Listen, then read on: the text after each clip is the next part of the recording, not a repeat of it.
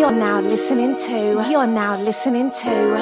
Wrong Agenda Podcast. The Wrong Agenda Podcast with Just Dale. Yo, this your boy OG Leek. Brought to you by Valiant World Media Group. This is the Wrong Agenda Podcast.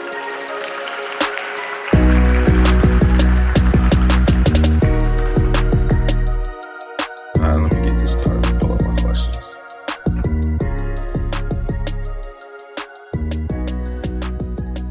Yo, what's up, everybody? It's just Dale, and welcome back to the Wrong Agenda Podcast. I got my co-host with me as always. Shout yourself out. OG Leek. You already know I'm here. And I got a special guest today. So much I could say about this man, but I'm going to let him say it for himself because I don't want to sound like I'm bigging him up too much yet. Introduce yourself, man. What's good, yo? It's Tracey Dukes, man. Born and raised in Queens, out here in Cali, getting it with this acting. You know the vibes. Yeah. That's what's up. Yeah. I'm here, man. My man. Definitely. Good to hear from you, brother. Yeah, definitely, bro. We go way back, yo. When I was out there in them streets doing up to no good. Uh-huh. I thought he was about to say too much for a second. Like, whoa, wait. Nah. Ain't nothing changed. Well, Facts. Good speaking to both of y'all, yo. Real talk. yeah, man. Yeah, we come from a place where, we ain't supposed to make it out. No. Yeah. We still here, though. Facts. Still pushing. What's good, though? All right, man. We do this all the time, so you the guest of honor here. So we're gonna ask you a few things. You know what I mean? Let the people get to know you. Yeah, what's up? I'm an open book. Let's get it. All right. Well, I guess the big thing is you acting, man. You an actor, bro. Yeah. Like legit. I just watched the movie and all that. You know, Yo, that's crazy. Doing your thing. I appreciate that, yo, for real, man. I mean, it's something I always wanted to do. Since a little kid, I've always been attracted to acting. My pops actually does staging. He's in Local 1 back in New York, so I've always been around the life, Broadway, theater, plays, and it's just always been a passion of mine. I started out through the vessel of modeling. Everybody was like telling me to, do modeling, and I didn't really want to do modeling because I felt like I ran my mouth too much. I used to just talk too much, and I was using my head too much. And with modeling, they just kind of want you to stand there and just be pretty. And I never really wanted to just be pretty. I wanted to always, use my brain and things like that. So the acting was something that I always had a passion for. Came out here to LA and started taking classes, really just started honing in on my craft. I never wanted to just be looked at like, yo, he got on because he looked like that. Like I wanted people to respect my craft always. And I'm still training. I'm still doing what I got to do to sharpen that tool up every day. Definitely. You got to. That's dope. That's dope. Real talk. That actually, the question that I had, my first question, you just answered that. So I don't even, He'll just you got a question because my bad. I ain't gonna talk too much. I want to answer all the questions. I know we gonna have to change the name of the podcast. He took over. Nah. I'm ready. I'm ready for all the questions, yo. I'm ready. All right, man. So you talked a little bit how you did the modeling thing. If it wasn't really what you were longing for at the end game, but how'd you get started with that? Yo, that's crazy because I actually got started just doing like regular hood shows. I remember one barber in the hood. He knew my brother. My brother was in jail at the time, my older brother. And he used to kind of like all the older cats in the hood who knew my brother used to always look out for me. They wasn't letting me in the streets the way I wanted to be like that. They always kept an eye on me, which I appreciated. And this one barber rushed me out. He rushed out the barbershop, ran up on me with like a Source magazine. He flipped through the page. He's like, yo, you see this cat right here? I used to cut his hair, yo. I know him. He a hood cat, yo. He doing this modeling thing. You need to be doing it, son. I hear how these chicks in the hood be talking about you. They love you, son. Like, I'm telling you, you don't need to be in these streets, yo. Like, he was aggressive about it. And I was like, yo, I ain't trying to be no model, man. I ain't no pretty boy, yo. Like, I'm with the action, like, like, I'm like, we like, nah, man, F all that, yo. Like, forget what these streets is talking about, yo. Like, it's something special about you, yo. Like, you need to be doing your thing. Like, and I was like, yeah, all right, mind you, I'm 18. I'm 18 in Queens. I was living in Cambria Heights at the time off of Murdoch 211. You know what I'm saying? Like, I was trying to be in the streets. And You was in the hood. yeah, I was in the hood. After living in 40 projects for like a long time. You know what I'm saying? So like I went over there. My mom's left the projects and she went over to Cambria Heights, and that's where I followed. I followed with her. So you know, a couple cats approached me about doing some college shows. They was like, yo, you should, my homegirl doing this show. This how crazy the universe works. And if I'm talking too much, y'all could cut me off. But my homeboy from the block was going to like LaGuardia and was like, yo, my homegirl is doing a fashion show. You should reach out. They looking for pretty boys and all that. And I was like, yeah, all right, whatever. I reached out to Shorty, who was directing the fashion show. It actually was one of my homegirls from high school. And I was like, she was like, Tracey? I was like, Stacy?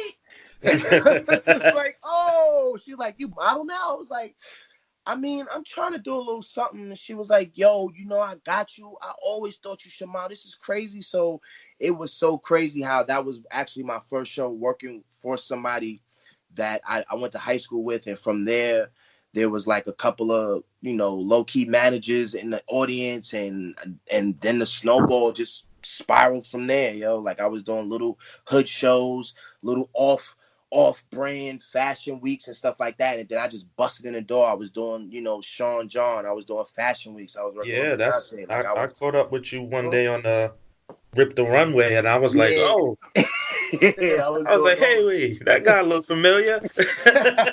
Yeah, that's dope. That's crazy. That's God had definitely blessed me, dope yo. I was work. just persistent. Like I remember when I first started modeling, I had went to Sean John with some pictures, and I was like, yo, I'm a model, and they turned me down. It was like, yeah, nah, we good. And I was like, all right, cool. And then like 2 years later, they booked me for Rip the Runway. And then like a year after that, they booked me as a fit model, where basically all the clothes that they were putting out was based off of my body size and my scale. And then they was using me in campaigns and stuff. And then it was just a wrap from there, yo. That's dope. Facts. That's dope. Facts.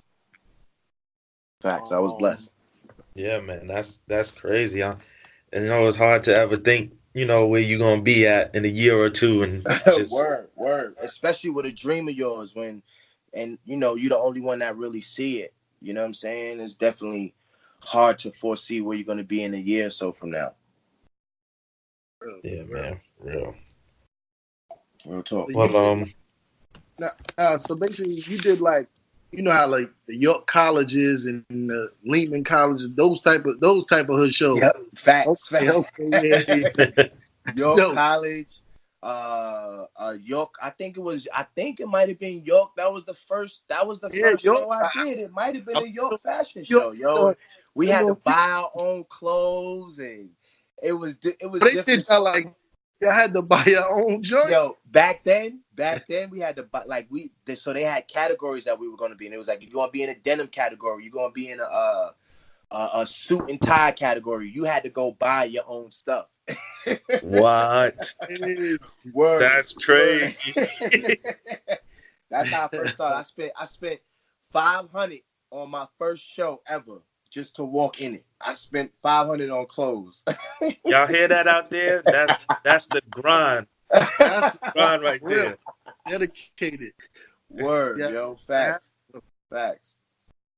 And then from there, I just started getting pictures taken and just meeting different people, networking. And I mean, it's a lot of scams and scammers out there. You're going to hear 1,000 no's before you hear one yes. And that's what a lot of people don't realize. Like, I started getting blessed and fortunate to do, I was getting in the magazines. I was doing Source. I was doing Double XL. I was in getting all types of looks, and you know what I mean. I was doing all types of shoots, but everybody in the hood thought I had made it by that point. It was like, "Oh, you on?" And I was like, "Bro, I got $150 for that shoot, yo." Like it was just the look, you know what I'm saying? Like I needed that for my book. I needed to have that in my resume to say I was doing it so I can get to the next job. Like, Yeah, you know man. what I'm saying? Like, so don't ever get it twisted. Like the grind doesn't stop. And I know nowadays everything looks so good on Instagram, and it's like, oh, I can get it in 2 days, but Yeah.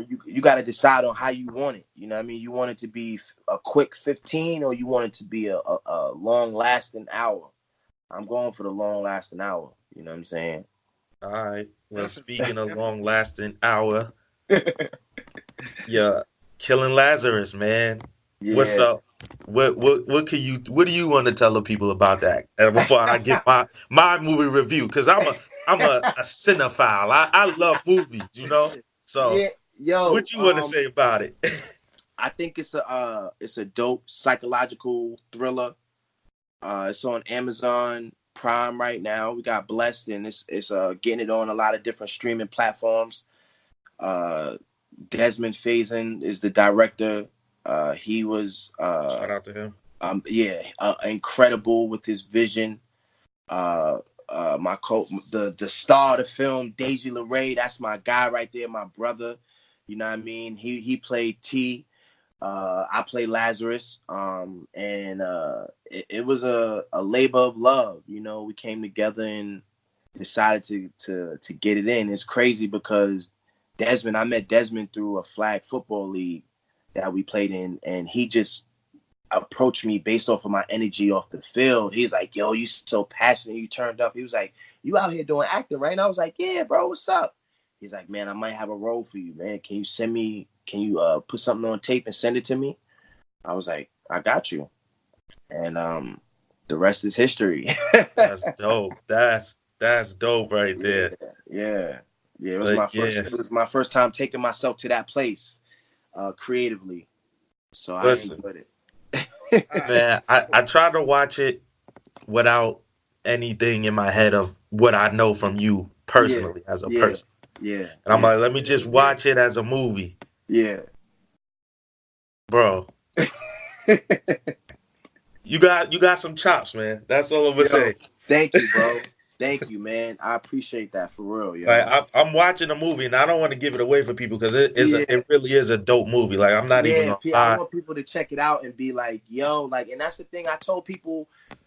I never did projects that I've done that, I just done them. I've done them, and it just went. I didn't really mention it too much, just because it was exercise for me personally. But this was a project that I felt like it was relatable and people really could understand where it was coming from, and just the dynamics that we go through in the community, in the Black community especially, dealing with PTSD in different ways, going through trauma in our lives.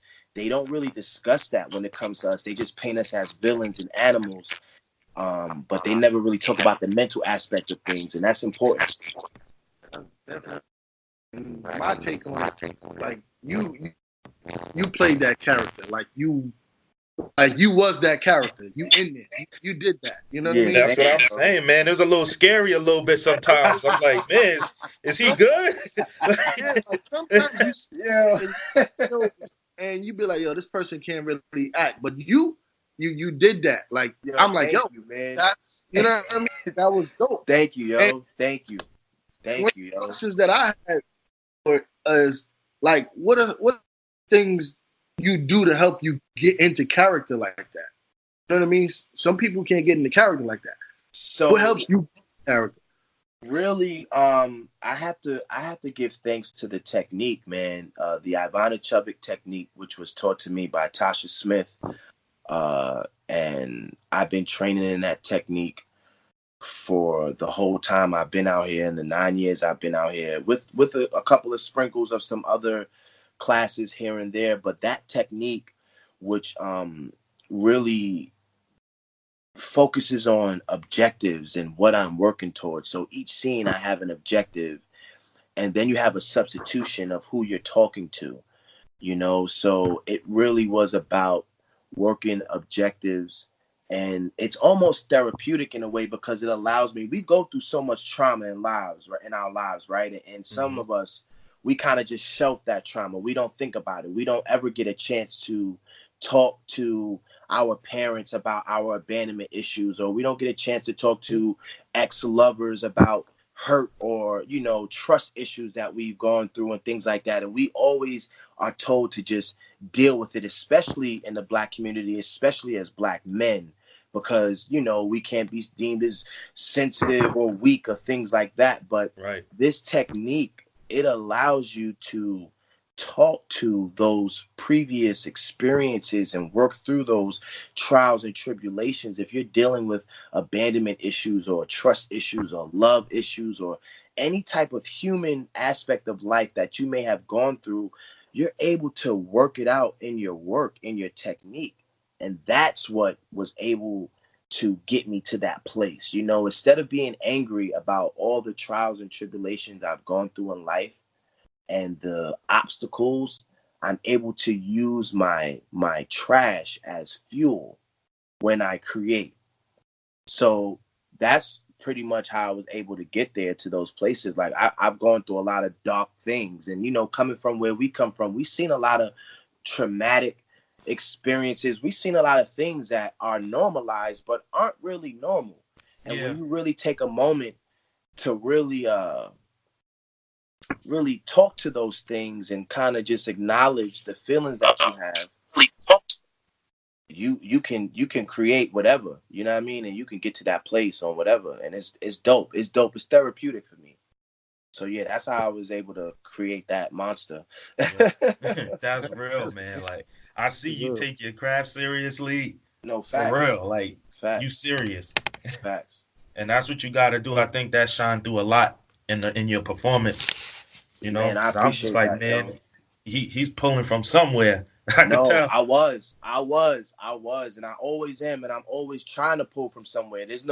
There are no small roles, only small actors. Even if it's 2 lines, even if there are no lines, I should still be thinking about something and, going through some things, because as humans, that's what we do. When you're in a room listening and you're not saying nothing, you still having thoughts about what the person is actually saying to you. You know what I'm saying? Yeah. So that's important when you're in those moments and being present. So that's what I was talking about earlier. Like, I don't want people to look at me and be like, oh, look at this pretty mug. He just doing his thing. I want people to see me and be like, nah, like he really taking his craft seriously. And I don't even see myself as, quote unquote pretty, but that's what society has labeled me. So whatever. That's what people are going to see me as. So I want to give them something more when they open up that book about Tracey Dukes. Like, oh, nah, there's layers there. This is an onion. With that being said, like, I know for me, certain things, like I write to get away and just to do certain things, like to help me cope with certain things. Do you see yourself in the near future being a writer or a director or something like that? Oh, absolutely. I mean, so when I was younger, before I even started acting, probably at the age of 12, I had already written like 2.5 plays, just sitting down, writing plays, neighborhood stuff, throwing friends as characters and stuff. I used to love doing it. But then my attention span I really feel like it takes a lot to sit down and write. I have ideas that I can throw in a pot to writers, and then we can create from there. And as far as directing goes, I actually do photography now on the side, and I don't think it's taken away from my acting. I think it's actually under the umbrella of acting, because eventually I could be doing headshots and things like that. But I've always had an eye for cinematography and behind the lens, so I definitely see directing in the near future. I don't know when, because I haven't even switched to the video option on my camera yet. I just love taking pictures. I got a little Instagram that I set up for my photography just to put up a bunch of pictures so people don't judge me, and I could just have fun Yeah, creatively. I peeped it. I peeped it. I see Yeah, you on bro. the other side of the cameras over there. Yeah, man. I just get into my colors and my vibes, man, and I definitely can see myself on the director side of the lens eventually. But I'm just taking my time because, again, even with that, I still want to be respected. That's why I'm practicing as much as I can now and doing what I can. I try to treat it like gym. I try to go out an hour in the morning and an hour at night and just flick as many pictures as I can, and just so I can have different understandings of what I'm doing, because I really do love it, for real. So yeah, speaking about that, because I see you got the photography Instagram, and we're gonna shout everything out at the end. But just thinking about social media as a whole, like what's your approach? How do you feel about it? Because in the field that you're in, it's kind of beneficial to be out there, to be accessible. Man, And I see you're pretty active. Like, how do you manage that? yo, it's a lot of politics behind it, and as active as I may seem, I am behind the eight ball with it, because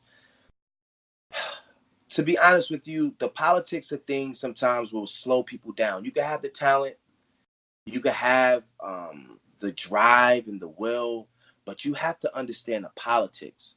And if you don't understand the politics, you'll be lost in the sauce. And I think for a while, I had hindered myself on not being willing to understand the politics, and that was important. And I think now with social media, that's a new aspect of the politics. Like, you have to interact, you have to post. And I've again, if you look at my page right now, the last thing I posted was my birthday thank you back in July. And even my lady, she was just on me about it just this week. Like, babe, you got to start posting more. It looks like you don't post, because all I do is post on my Insta story now. And I was doing cereal videos and things like that. Oh man, we need to talk about that, but we're gonna talk about that later. That must be a I don't know if it's a Queens thing or what, because I'm the same way. I don't really post much on Instagram. Yeah. You know what I mean? I need to, yo. So Yeah, facts. I'm not hard. that type. Yeah. It's hard. It's hard letting people into your life, man. It's hard. It is.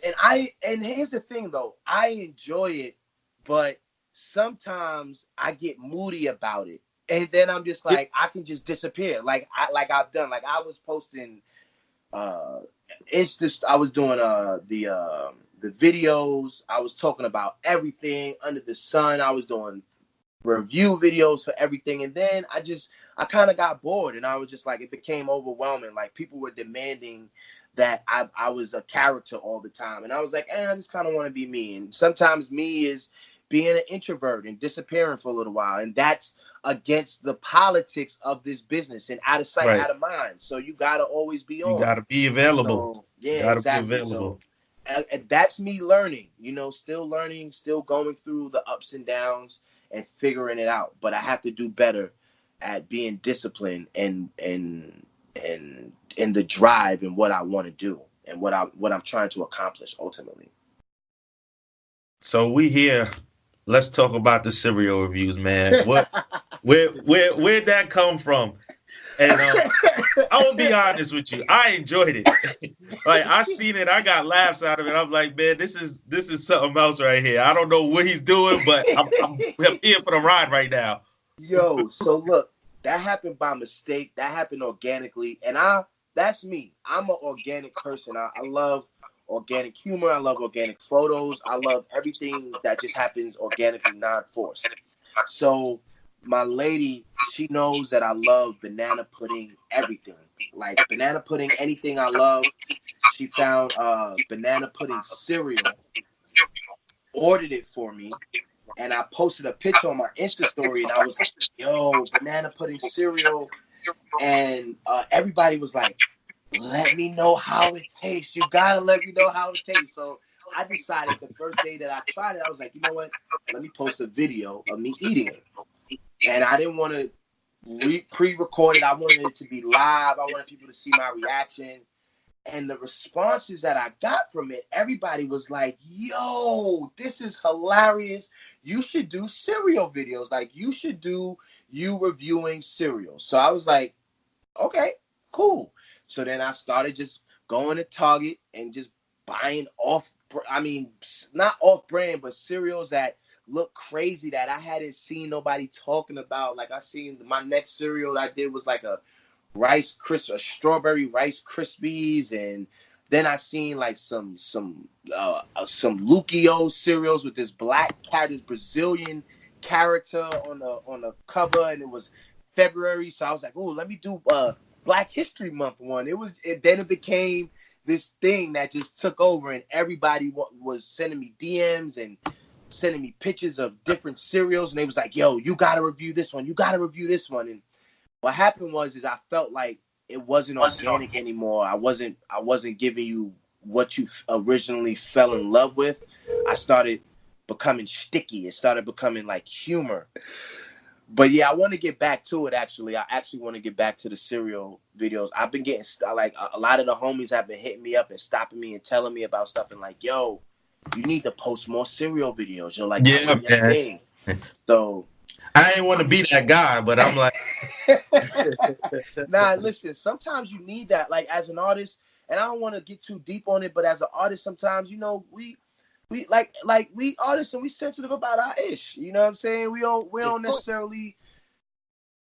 It's hard to pull from places sometimes. As simple as it may be, it's like, dog, it's eating cereal, and I get that, but it became like I wanted to please and make sure that everybody was enjoying what they were seeing. Yeah. And then I started second guessing what I was doing, you know, and then I'm eating 4 or 5 bowls of cereal to give you one video because I wasn't sure if you would appreciate the authenticity of what was going on organically. And I just was like, yo, this is too overwhelming. I'm gonna chill for a second, but I'm going to get back on it. And I don't know if I should bring back Brother Trey, the character, or if I should just do a regular raw as me, but I'm definitely going to get the people what they want because people have been pressing me. And, you know, I'm glad to hear I'm not the only one. Nah, not at all. I'm not like, am I out of touch? Am I the only one who thinks this is funny? Is that why he stopped? I appreciate it. No, I definitely appreciate it, yo. Like I said, sometimes you need that as artists. You need that vibe and that push. So I definitely appreciate that, for real. Yeah, man. Look forward to Brother Trey. Yeah, Brother Trey will be back. You heard it here first. Yeah, Brother Trey will be back. So, man, while we on it, what are your 3 favorite cereals since we here?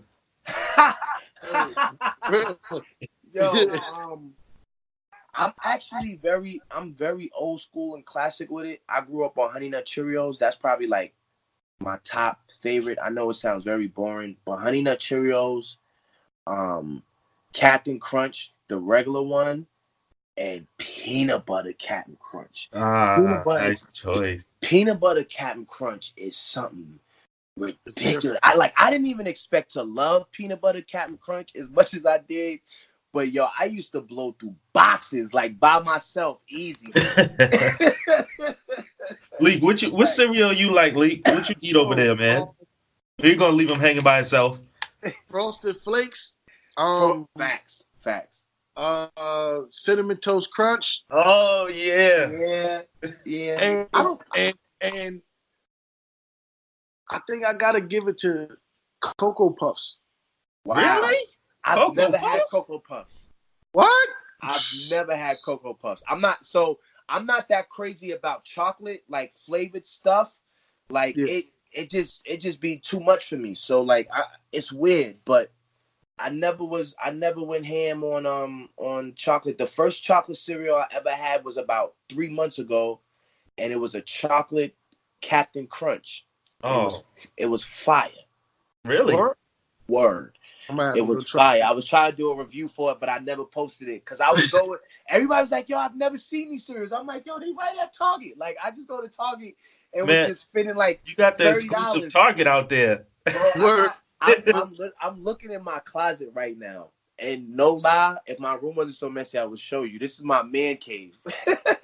But I have like 5 boxes of cereal that are unopened that I made my sneaker closet portion, the sneaker portion of the closet, a cereal portion of the closet. So I got like cereals in there that are like exclusive, one of ones, golden Oreo O's. I'm looking at. Oh, look. Snoop is a serial killer, man. Yo, He's a serial killer. He's different. He don't keep it in the pantry. It's in the sneaker closet. You know what I'm saying? I keep it tucked away, yo. It's all tucked away. Yo, those ain't for everybody. You know what I mean? Let's come over. Y'all eat what's in the kitchen. Those exclusives. I'm gonna bring it back though. I'm gonna bring the reviews back, yo, for sure. Definitely gonna come back. We got cereal reviews coming back. Yep. We got photography. Yep. What else we got? What else we looking forward to? What else is on the horizon you want to talk? I'm looking forward. Good. Because I was about to say. Go ahead. Tell me. Go ahead. I'm looking forward to his films, man. I want to see him direct something. He's so passionate about it. I want to see him direct something and actually. I appreciate that, yo. Dope. That's dope.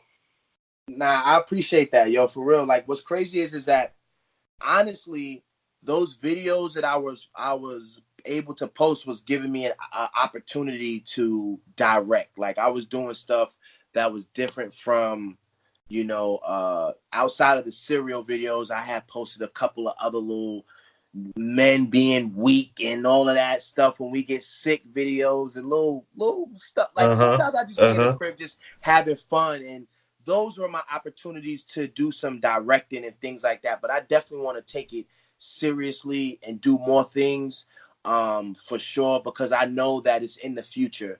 I'm not sure if it's the near future, but I see it. Like, I dream about it.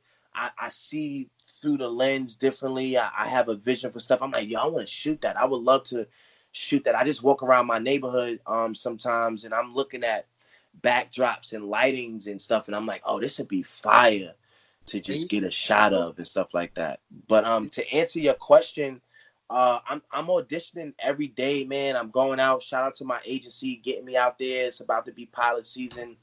I'm that's the main focus. The main focus is acting. It takes 10 years to make an overnight success. So I've been out here 9 years grinding and taking classes and going hard. So, people think that, I haven't done stuff. Like, I'm building up those 1,000 no's that I have to hear before that one yes. You know what I'm saying? And it could be overwhelming at times. I thought about throwing in the gloves quite a few times, yo, but I just don't think that's in my nature just to give up. So, you know what I'm saying? Like, I'm going to keep going hard. Always, man. Until I get that billboard with me in the front of it. You know what I'm saying? Like, and I could, make everybody back home proud. Like, that's the goal. Setting up. We already proud over here, brother. You know what I mean? I appreciate that. You make it to a certain age and you still taking care of your business. We proud just for that. Facts. You done did much more than that. So I definitely appreciate that, man. For real, yo. For real. What kind of roles do you see yourself basically wanting to play in the future? Yo, honestly, is there like a certain role that you just want to do? Yes. And I'm gonna keep it a stack with you, yo. And I do not think this is a market that's tapped into. And I don't think that, no disrespect to anybody doing it, but I don't think there are a lot of greats in this actual genre. But I want to take over that leading villain role. I want to be all of the leading villains. And there are a handful, but as far as in our community, the black leading villains, I don't think that there are a lot taking it there the way I would want to take it there, honestly. See, that's why we need you to direct the right.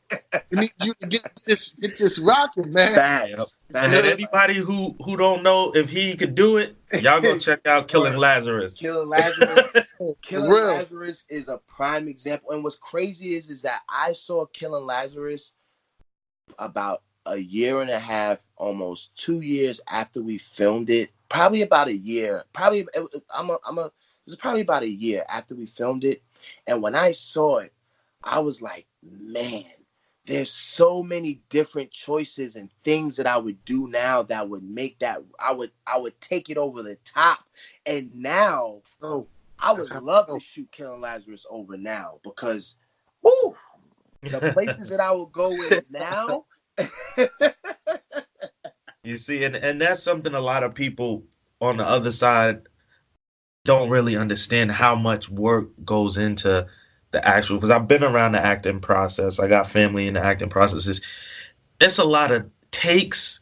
Bro. It's a lot of different perspectives and different ways. You could say the same line 20 times, 20 different ways, and you don't even know which one is going to go until you see it. Facts. That's real talk. And as an artist, you should always be willing. You should always be growing. Like when I watched Killing Lazarus, it's hard for me to always watch my work because you never see it the next day. You don't see your work the next day where you're still in that place. You always see it a few months to a year down the road. And as an artist, you should have grown since then. You should have been, be making different choices. You should have gone through different things where you can pull from different things. And I feel like that's what was so crazy for me. Even now, I watched Killing Lazarus when it came out on Amazon Prime because that was a big deal for me. I'm a member of Amazon. I watch movies on Amazon all the time. So, seeing my name on Amazon. Yeah, then you see your face there. Yeah, that was big for me. So I definitely checked it out. And watching it, I was just like, man, it was so many choices that I would redo and just take it to a different place now. But that I love shooting that because it helped me understand who I am as an artist and what I can do with my tool. And that's why I'm able to answer what's the perfect role for me. Like that lead and villain role, I want that. I want that bad. I want that bad. He's coming for the spot. We have to make that happen, man. Facts. I want that. I want that lead and villain role. But I'm just doing what I can right now. Just, biding my time, putting in that work. You know what I'm saying? So that's what it's about. I'm taking all roles right now. Whatever the casting director want me to do, I'm gonna do it. Is anybody out there you really want to work with, whether it be an actor, director, or writers? Anybody you say, man, I want to work with them? Honestly, I want to work with Lena Waithe right now. I think she's on my vision board. Creatively, I love what she does. I love the stories she tells. Issa Rae was actually a producer of Killing Lazarus. Mm-hmm. And, right. I would love to have the opportunity to work with her again, hands-on. Ava, oh, man. Oh, yeah. Ava DuVernay. You're just going to name all the heavy hitters, huh? I mean, like, real talk. For me, I would love to be in a position where I can create something for them as an artist and just, for them to give me the canvas and just, say, go paint. I would love to take it there for them. And, they're on the vision board. I speak it into existence and it will happen like the same way I spoke everything else into existence. So in due time. Affirmation, for sure. Facts. Yeah. Facts. You got anything else, Leek? Nah, he actually, he likes to answer questions before. Yo, I'm sorry, I apologize. Yeah, man. Next time you come up here after your next premiere, we're gonna let you interview yourself. My bad, yo. Nah, it's all good, man. I love it. Yeah, definite. Yo, it was an honor, man. I appreciate the opportunity to just vibe out with y'all, man, and whatever I'm doing, I would love to share with y'all at any time, for real, yo. Yeah, man, we definitely gonna keep in touch because we over here grinding. We not gonna stop. So you gonna keep moving, we gonna keep moving, and our paths are always cross, man. You always got a home over here if you ever want to talk about anything. We here. I appreciate that, yo. For real. That's all right. So we about to close out, but I want you to shout out shout out all your info so everybody can know what you're doing, where Oh they can yeah, find you. my regular Instagram page is Tracey Dukes 1, TraceydUkes and the number 1. And my photography page is that's where I play around at and post all the photos at. So be easy on me, but it's T Dukes Photography, TDUKES Photography. And I'm active. I post, I respond, and I'm just out here just trying to get this working. That's all. I got one more question. Oh yeah, let's get it. Do you still model? Yo, You're taking on modeling gigs. you know what? I haven't done anything professionally as far as modeling goes in a while. The last professional thing I did was the Estelle video, the thank you video for Estelle, and that was a few years back. But lately, I've been thinking about getting back into the game a little bit, man, and testing the waves out here because I've never professionally approached modeling in California since I've been here. Once I left New York, I kind of was done with modeling, and I said I was just going to focus on acting and take it seriously. But now I still feel like I could get in my bag. I could still do some things out here. All right, that's what's up. Yeah, facts. So, who knows, man? I'm on it. Like I take the picture and be in the picture. Word.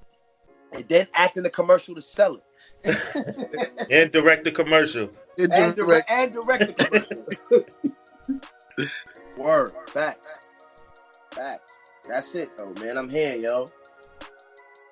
All right, man. It's been great. Yo, much respect to you.